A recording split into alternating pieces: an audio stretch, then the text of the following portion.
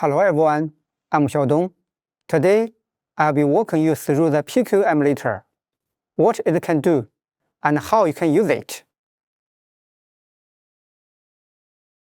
With the PICO Emulator, you can build and test 3 types of spatial applications: native apps, web experiences, and games. You can create fully spatial experiences from the ground up, or start with an existing app and evolve it into a spatial one. No matter your development background, the emulator is designed to support you every step of the way. Inside the emulator, you can quickly prototype, validate, debug, and fine-tune your app. And because the emulator runs the full PICO OS 6 system stack, the apps you develop and test here transition seamlessly to real devices.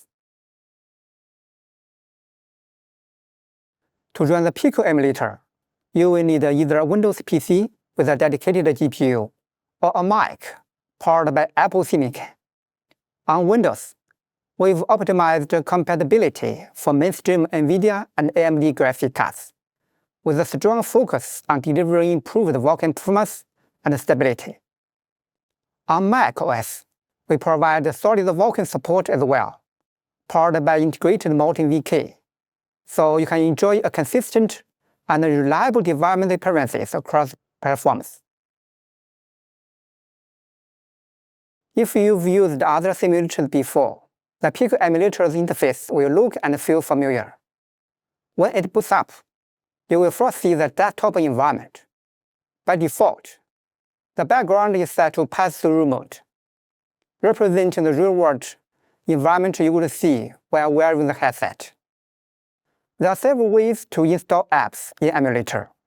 You can deploy using adb commands, simply drag and drop your app file directly into the emulator window, or click Run to install and debug your app in one step.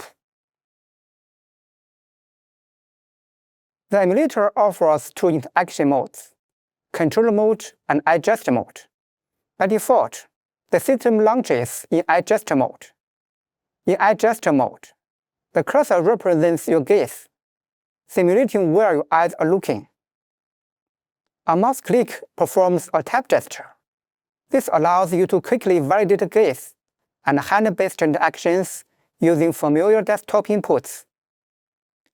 When you need to test controller-based interactions, you can switch to controller mode. In this mode, the cursor represents a controller's array.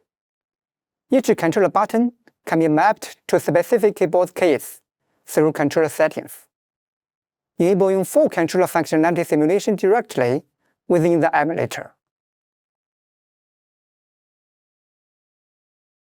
In spatial computing, it's essential to explore your environment from every angle. The PICO emulator includes a set of powerful tools to help you do that.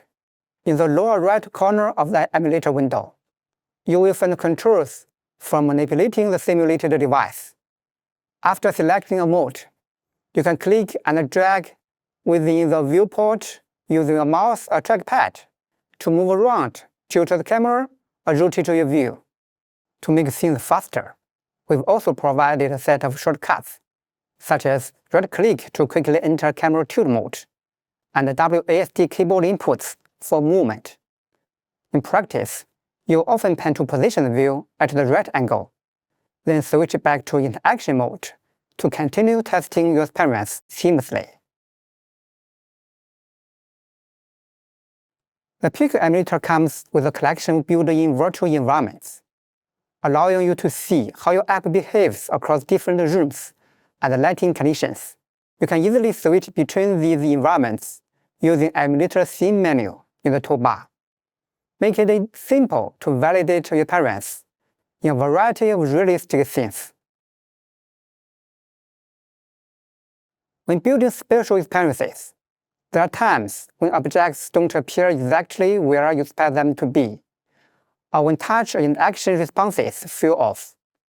In those moments, being able to visualize coordinate axes, collision bonds, and other invisible spatial data becomes essential for debugging. In the PICO emulator, we provide a built-in Debug UI to give developers clear, visual insight into the Spatial applications. After launching your Spatial app, simply go to Settings, Debug, and enable the UI debug options. You can select one or multiple modes at the same time, combining them as needed to quickly diagnose visual and layout-related issues. Currently, the available debug overlays include audio components, coordinate axes, collision bounding boxes, molding bounding boxes, and container bounding boxes. Together, these tools help you pinpoint spatial issues with clarity and confidence. That's a quick overview of the PICO emulator. To learn more, visit the PICO developers website. Thank you.